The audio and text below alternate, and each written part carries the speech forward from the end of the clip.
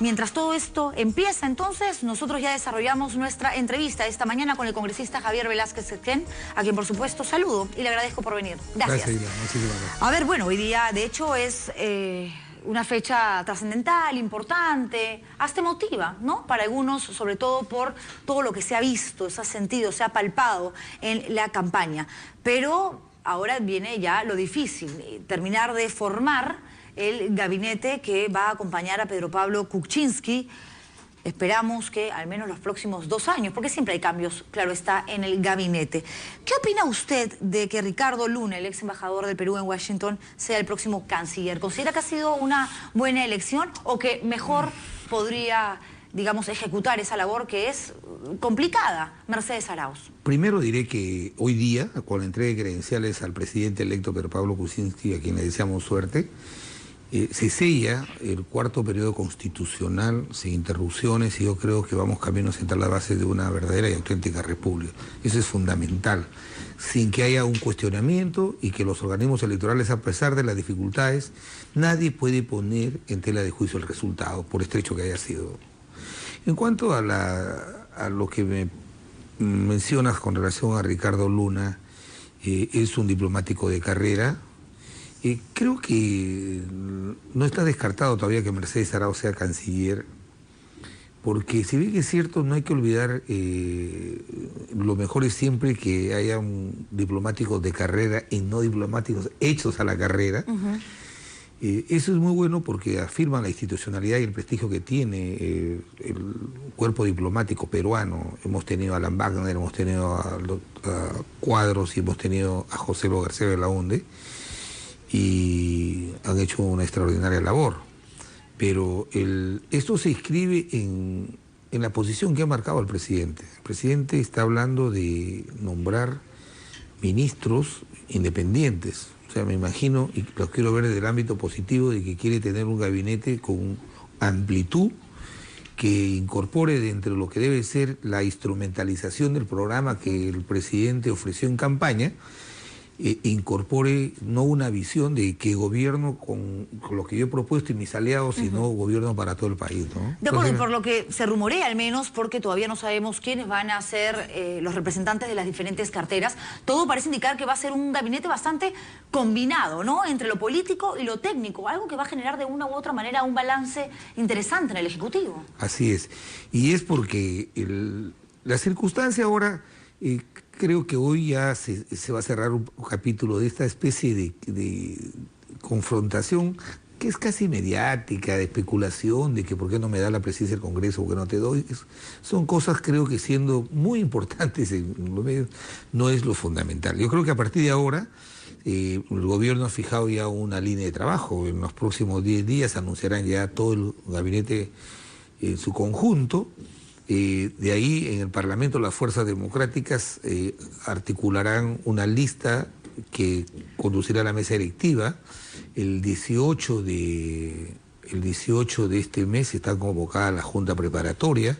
El 22 habrá el proceso de incorporación de los 130 parlamentarios al Congreso y el 26 se elegirá la nueva mesa directiva, ¿no? Un Congreso, además, que se va a caracterizar por la gran cantidad de caras nuevas que, vamos a ver, son pocos en realidad los que han sido, pues, reelegidos. Así 31. Que también va a haber una inyección de, digamos, de sangre joven o sangre nueva al interior del Parlamento. Pero claro, se discute el tema de la mesa directiva porque Fuerza Popular, a través de uno de sus voceros, Pedro Espadaro, ha dicho que el Parlamento va a ser dominado por Fuerza Popular y que va a ser el mejor de la historia. Sí, digamos, se podría entender que habla de esta manera, se expresa de esta forma porque tiene Fuerza Popular 73 congresistas, nada menos, una mayoría aplastante. Por lo mismo, no debería ceder la presidencia del Congreso a Peruanos por el Cambio al partido de gobierno, al menos el primer año, mientras, digamos, se tratan de limar ciertas asperezas producto de la tensión, la agresión, la violencia vivida en campaña. No,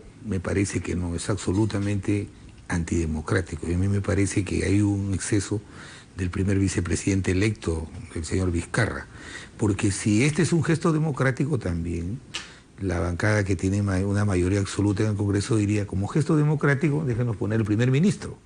Entonces, el electorado peruano ha sido muy claro, ha querido que un partido político tenga una mayoría en el Congreso y no ha querido entregarle todo el poder a esa mayoría y le ha entregado a otro. Entonces hay que dejar amplitud, independencia, autonomía al presidente electo para que nombre su equipo de gobierno. Y en el Congreso hay que dejar que se aplique siempre el principio democrático. ¿Cuál es el principio democrático? El gobierno en las mayorías sobre las minorías con respeto de estas. De tal manera que hay que dejar, no va a pasar ningún cisma, no va a haber un apocalipsis si es que la bancada que ha sacado la mayor cantidad de votos preside en el Congreso. Pero la mesa directiva, presidida o no por Fuerza Popular, ¿debería de ser multipartidaria? Va a ser multipartidaria. Yo no me ubicaría, incurriría en un grave error si el fujimorismo quiere tomar el control de todos los integrantes de la mesa. Yo creo que no lo van a hacer porque ellos han anunciado que van a hacer una mesa multipartidaria. Y con relación a Frente Amplio es una bancada de miembros que respetamos su posición, pero ellos no creen en el modelo de desarrollo.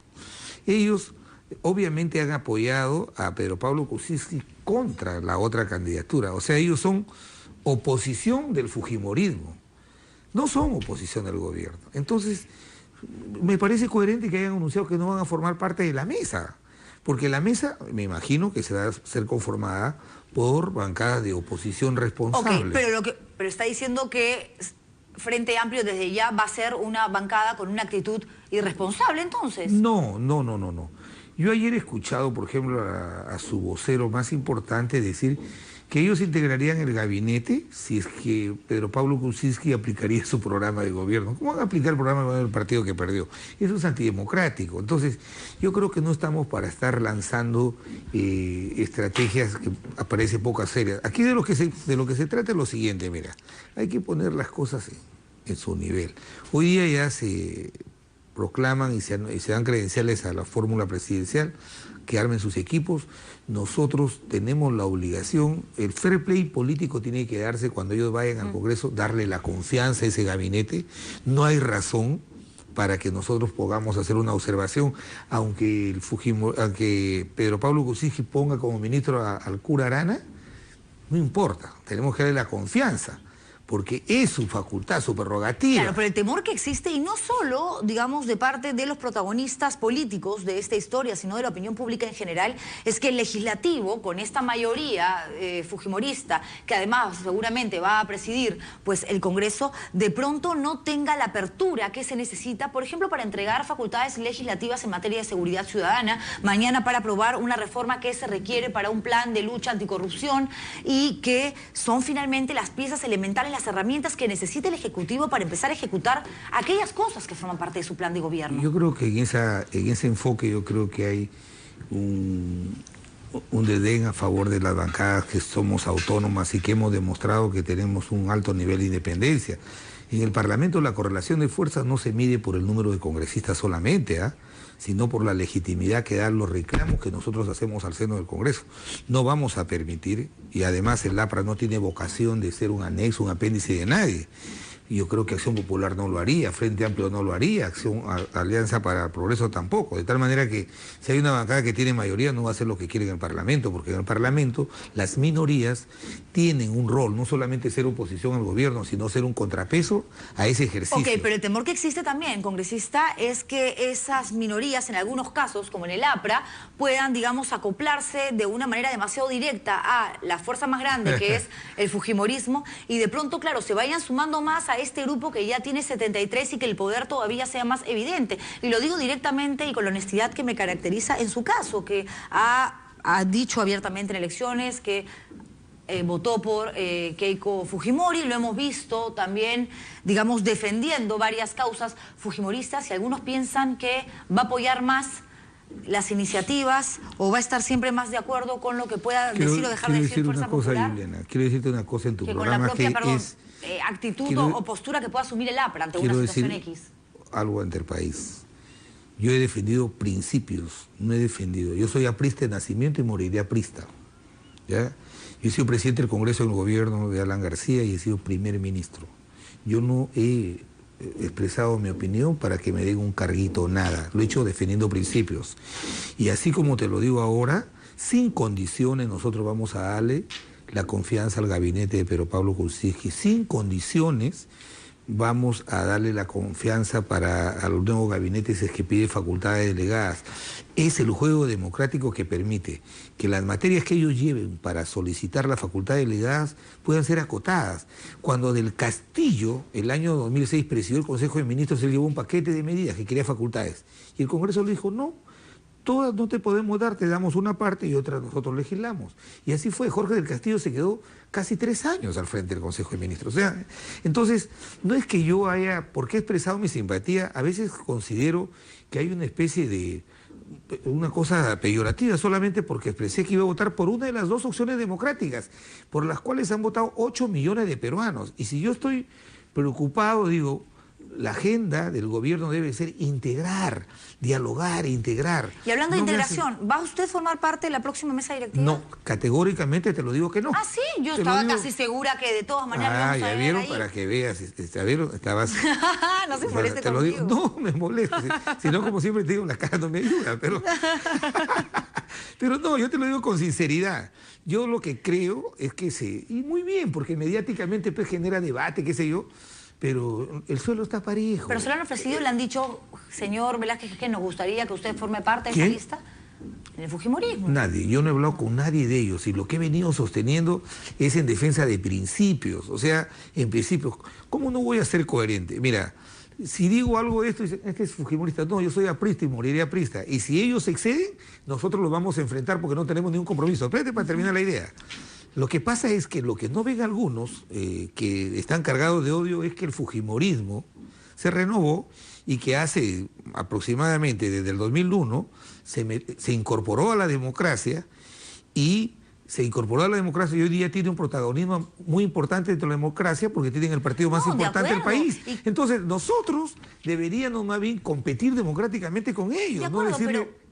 Usted ha utilizado una palabra que a mí me interesa ponerla sobre la mesa porque además forma parte del discurso que han venido sosteniendo los integrantes de Fuerza Popular, los voceros, ¿no? Aquí hay odio, nos hicieron una campaña en contra. Hubo en realidad maleteos y puñales de un lado hacia otro, como suele suceder desgraciadamente en campaña electoral, sobre todo en un país que recién está aprendiendo a vivir en democracia. Ok, usted lo mencionaba al inicio de esta entrevista. Sin embargo, odiar de ninguna manera puede ser sinónimo de cuestionar a una persona que era el principal financista de una campaña y que está siendo investigado aquí en el Ministerio Público y en la DEA por el supuesto delito de lavado de activos. Tampoco es odiar, decir, cuestionar, criticar el hecho de que el ex candidato a la primera vicepresidencia vaya a un canal de televisión que él mismo lo reconozca a dejar un material, un audio. O sea, eso no es odio. No, yo no estoy hablando, discúlpame, yo no quiero decir eso. Y a mí me parece, yo te sigo todas las noches de tu programa y tu posición tiene que ser absolutamente objetiva y imparcial en tu apreciación. Pero no la cuestiono, lo que yo digo es lo siguiente. Claro que han pagado.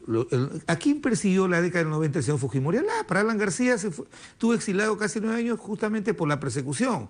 Ahora también está exiliado, ¿no? Pero los que somos demócratas no podemos seguir. Fíjate, yo he visto una campaña respetable de decir, vamos a votar contra tal. Entonces, eso no ha pasado ni en Alemania. Mira, Colombia está resolviendo sus problemas a través de un acuerdo de paz. ¿Y hasta cuándo vamos a seguir si hay una corriente política que se ha incorporado a la democracia, está participando entre ella y le gana las elecciones, inclusive a nosotros vamos a ser picones y decir, ¿sabes qué? No, de ninguna manera. Eso, pues. Y en aras de ese diálogo, no sé si paz, porque eso va a demorar en llegar, pero sí una conversación que permita que los protagonistas de las diferentes fuerzas puedan decir, ok, me gustas, no me gustas, me gusta tu cara, me caes bien, me pareces lindo, feo, inteligente, bruto, lo que fuere, pero aquí estamos por el bien del país. Este es el objetivo. Así es. ¿Qué persona tendría que ser? En este caso vamos a hablar, obviamente, del próximo presidente del Consejo de Ministros. Se habla de Zavala, no está confirmado todavía, pero ¿quién sería para usted el ideal para convertirse en esa especie de mediador entre el Ejecutivo y el Legislativo? Mira, ¿sabes qué? He recibido con mucha satisfacción. Anoche habló en la televisión una representante del Fujimorismo, que es muy cercana a la señora Fujimori. Y cuando le insinuaron el tema de Fernando Zavala, dijo que a ellos les simpatizaba Fernando Zavala. Me parece un gran avance.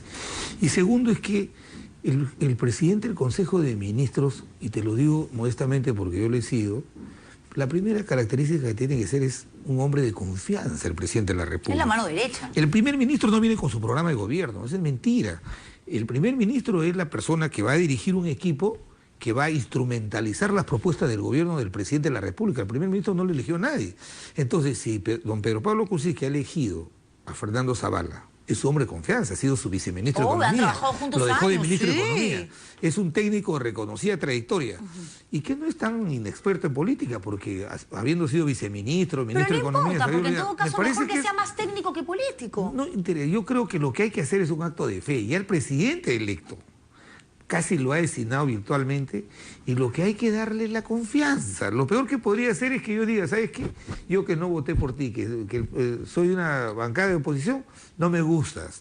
Lo que tenemos que ver es qué medida implementa y tratar de ayudar en todo lo que sea posible a la gobernabilidad, pero el Parlamento tiene que reivindicar para sí algo que los nacionalistas han generado un desprestigio en los 5 años.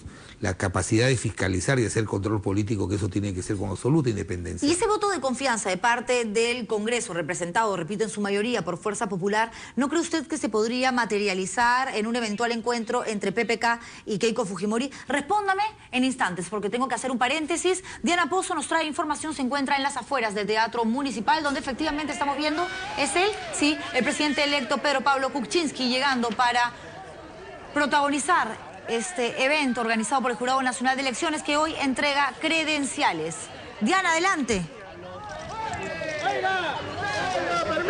Sí, ¿qué tal, Juliana? En efecto, Pedro Pablo Kuczynski acaba de llegar, está ingresando caminando al Teatro Municipal de Lima. Él saluda a algunas personas que desde sus balcones de viviendas aledañas lo están saludando. Él está acompañado del congresista electo Gilmer Violeta.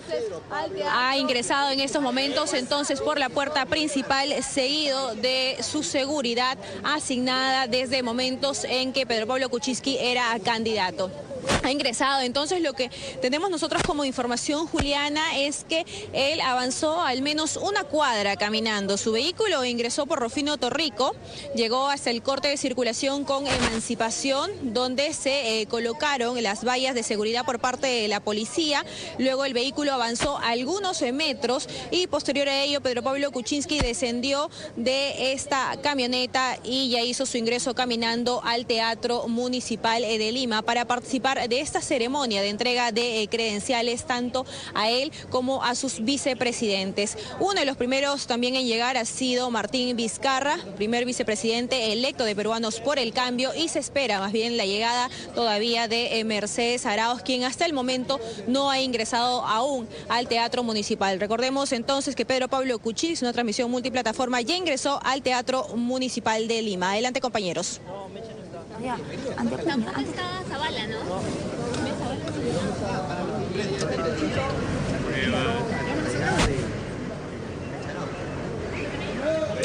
Pedro Pablo Kuczynski, entonces, presidente electo del Perú, subiendo las escaleras del Teatro Municipal para dirigirse en minutos al escenario donde se va a concretar esta ceremonia que evidentemente ha generado mucha expectativa, no solamente de los medios de comunicación locales, sino también extranjeros que han llegado hasta nuestro país. Yo continúo aquí en el estudio con el congresista Javier Velázquez Quesquén, hablando de esto, entre otras cosas, porque quedó pendiente la respuesta. ¿Considera usted que es necesaria una reunión, un encuentro, una cita entre PPK y Keiko? Sí, y quería terminar la reflexión por la pregunta importante que me hiciste. Y a la señora Keiko Fujimori le ha costado la derrota. Una semana antes tenía el triunfo en las manos. Y el tema de Joaquín Ramírez, el tema de Klimper han sido el detonante los que lo llevaron a esta derrota. Por eso es que tendrán que ir aprendiendo en el camino.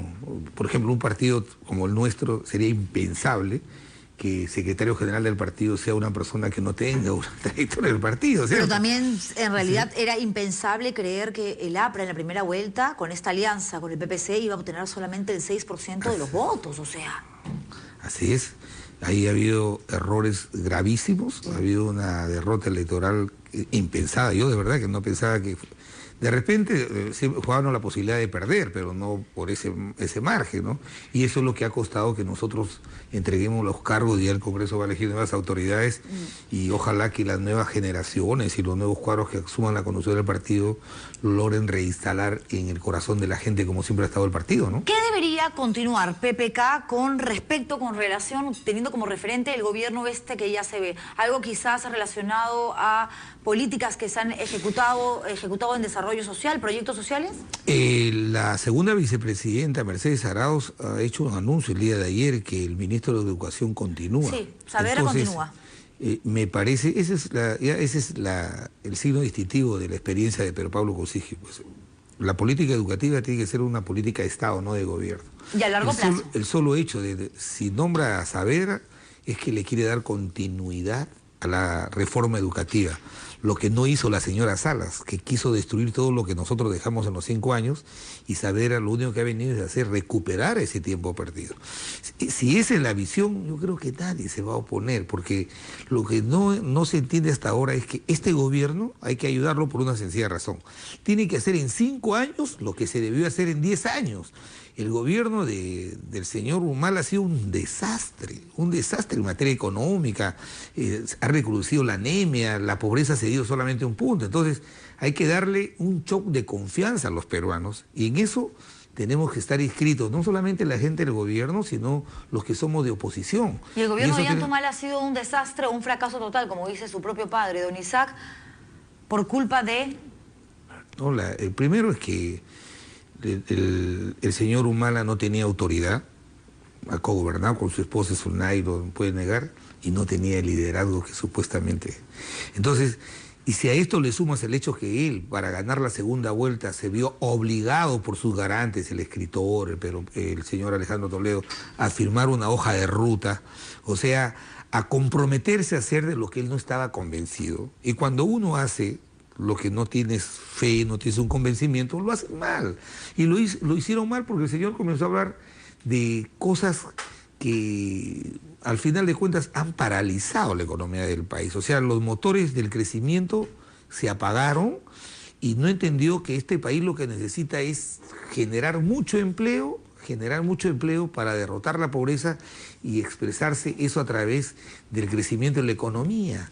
Entonces, han habido externalidades que evidentemente son factores que han conspirado para no crecer como hasta el 2011, pero nadie de los economistas más importantes que he escuchado ha negado que la fuente que ha originado la parálisis de la economía mayormente es un factor interno, ¿no? Bueno, pero mire usted, justamente en cuestión económica, si alguien tiene experiencia, porque además hizo una muy buena gestión como ministro de Economía, es el hoy ya presidente electo Pedro Pablo Kuczynski. A él ya nombrado, y fue el primer nombre que confirmó Alfredo Torne como el titular de esta cartera. ¿Eligió bien?